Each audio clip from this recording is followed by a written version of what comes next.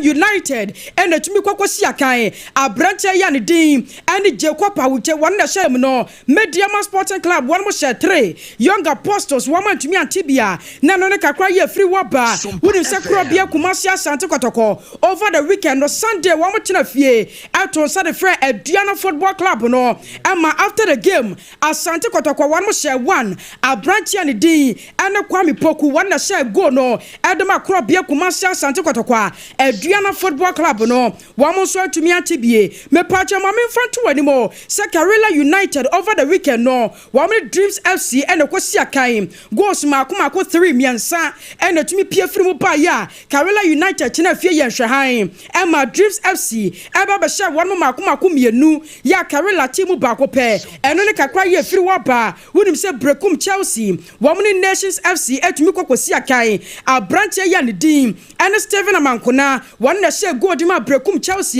Nations FC so one man to me atibie Summer 1996 me patcho ma me fanto anymore say over the weekend no one Baseke Holy Stars Etumi Akosua Agyeiwaa after the game no FC Summer 1996 one more share 3 Baseke Holy Stars and to me antibi would say Vision FC one more fie Elton Sade Fred Bibiani Gold Stars just one more de and no man to me koye de ma one more Vision e she 2 Bibiani Gold Stars and to me antibi me patcho ma me fanto anymore say House of Lions on so one more kwa way and ma se bre no mo konya win and the free one ma one Legon Cities and Etumi Akosua Agyeiwaa a branch and Dini Christian Boache one na share go Adama House of Lions Legon Cities so one man to me antibie na me patcho ma me front to anim say de atienie wo bowra mo Ghana Premier League ni mo ye week 29 no a teams a wo do bi no atimi atena fie teams mako nsia and na record win e wo fie anya asem keto ama emutu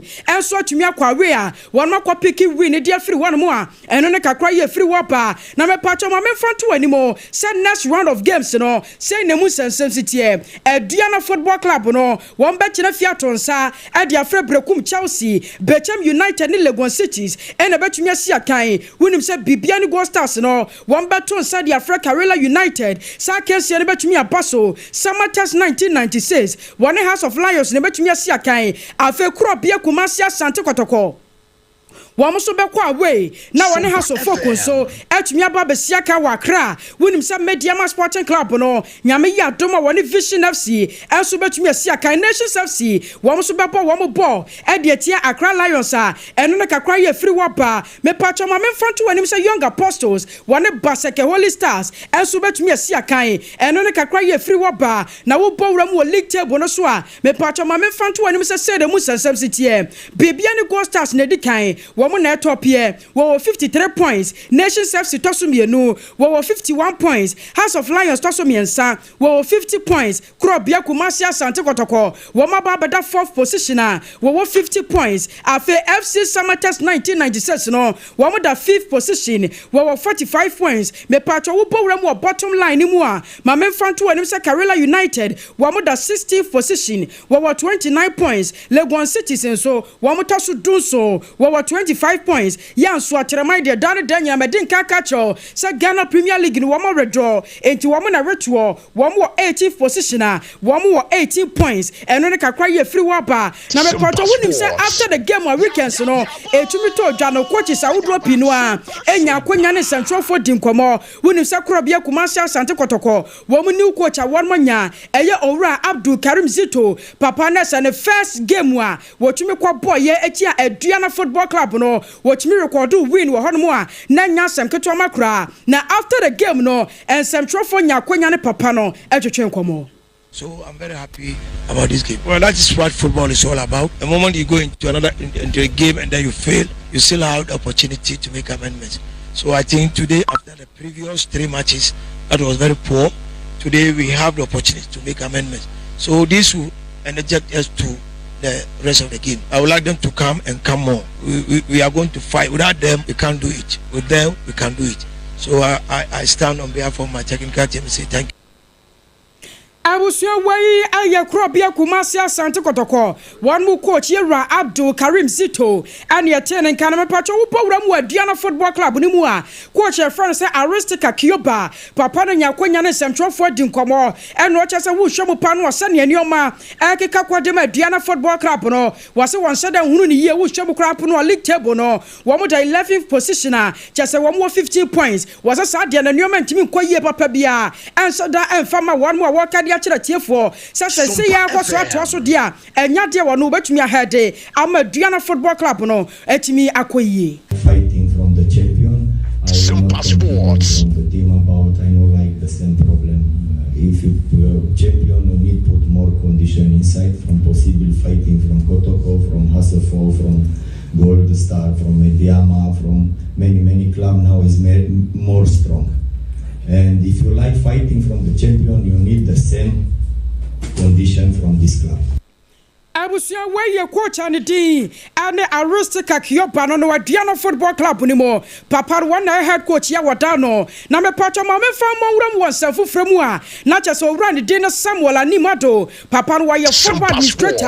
Wanu akure ya na ye agent. Edema as Samuel Baby Jet. Na papa na nyakwanya ne Central for Dinkomo. And watch us in the year 2019 no was so be biada no ye involved. I was Samuel captain once and someone no was a sebrewu ni pakro. I was all bow down in shame. Was answer with Shemua as Samoja still no what are Sujan and Naso. To me, Kwesiapia's decision, I know Kwesiapia would never like this, but his decision, whoever was behind him, those people who said they said this and that, whoever, all those people should bow down their heads in shame. How they treated him, those things were very bad for the game. And last time I said it somewhere that we should have a direct structure for every coach to come and follow when you come to the national team. Because that captaincy and leadership issue is a big problem.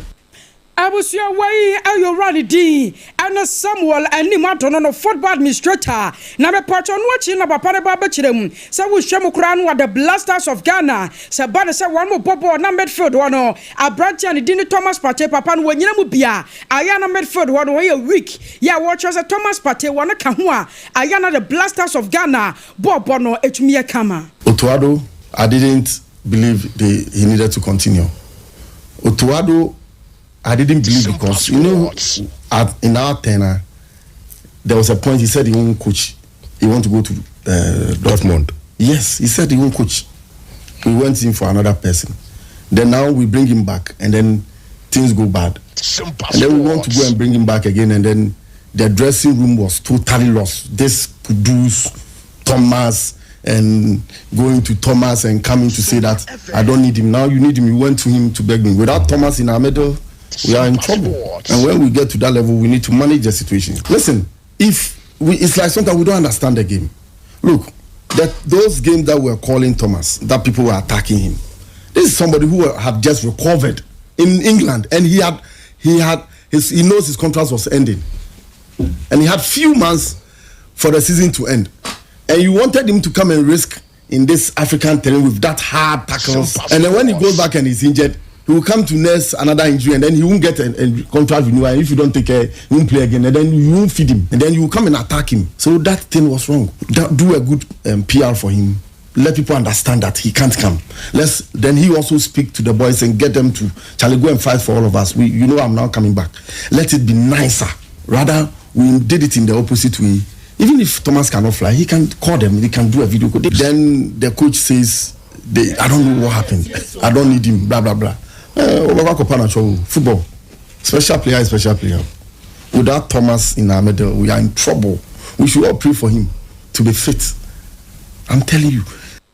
Abusua weye kakra ye free wapa e wo run di ne Samuel Animato ne ho sansam ana twese kotie na me pato run di ana Richard Apokavi papa na nyakonya ana Central for Dinkwama no wacha se wano de wo hwani mu se dan kwama bia no wo betumi ababa ye panyipa e de ama Ghana Olympic Committee no me pato se ne no so papa no wo church nsemu. Their voices must be heard at Congress, on the executive board and at committees.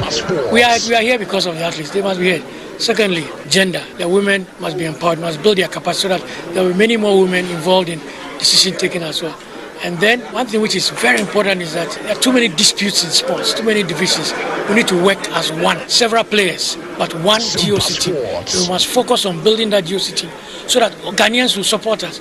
Right now, if we are not united, we can't go to anybody, any institution, any corporate body and ask for money because they read all kinds of stories in the paper.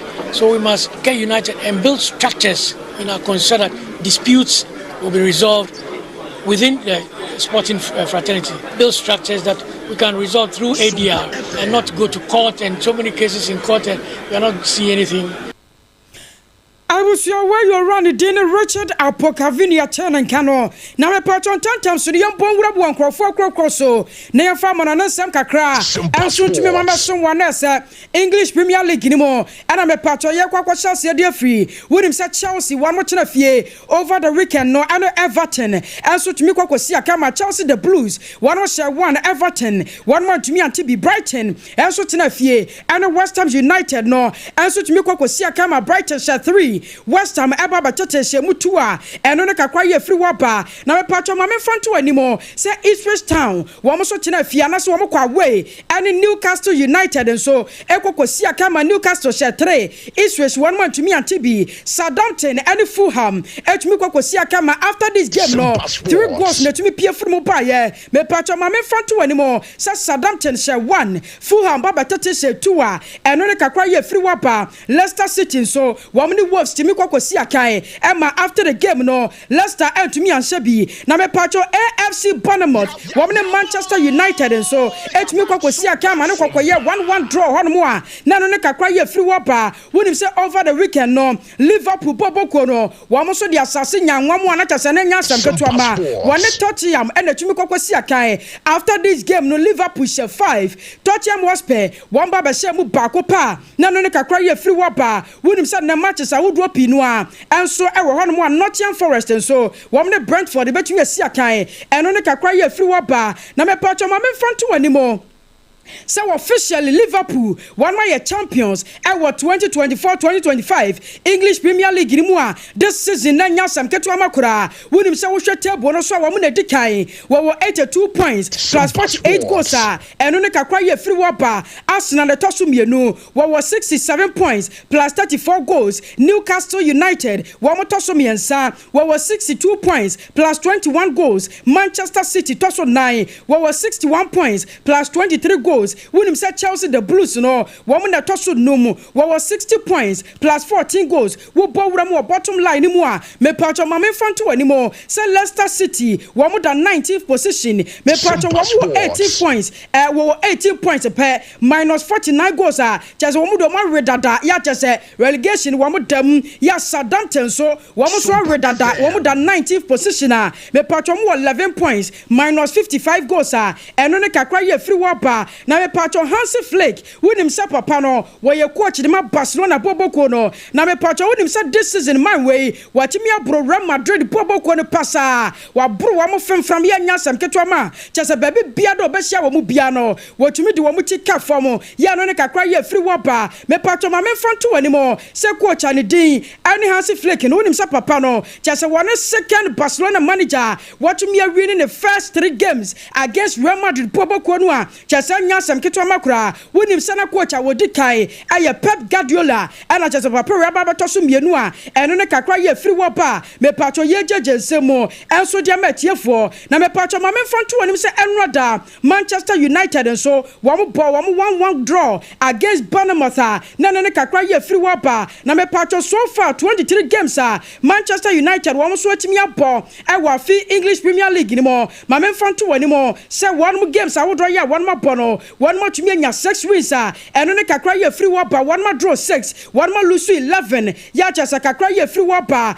enso eno no achese ye jejemo enso atimi dia matiefo na me patcho ma me fanto woni mo se owura ne din and slot no papa no nim se opowura mu Liverpool boboko ni mu a one na ye manager de ma Liverpool boboko no me patcho ma me fanto woni mo se papa no se bre na dawromenti and Liverpool boboko no eno ma nyina hyase a chese click de ma one man nyasam ketewa makura wonim se wo powra mu English Premier League ni mu a na kyese enka no ne beka ne se Manchester United wo mo na kyese trophies no wo mo kita dodo no a na wo mo kita 20 trophies a na nya asem ketewa ma na me pacho ma me fanto wani mo se be Liverpool boboko no papa e France Ancelotti Sompa ye watumi abomode ama se be Liverpool boboko no wo mo so ba betimi kita 20 kyese slot a kyese nya asem ketewa makura e wo English Premier League ni mu a me pacho ye jeje mu sensem enso atumi dia metiefo wonim se ma din kaka kyese no nwotwe bose no a ye kwade awurade asem enso tumi baba som nti se bre no ye dane akire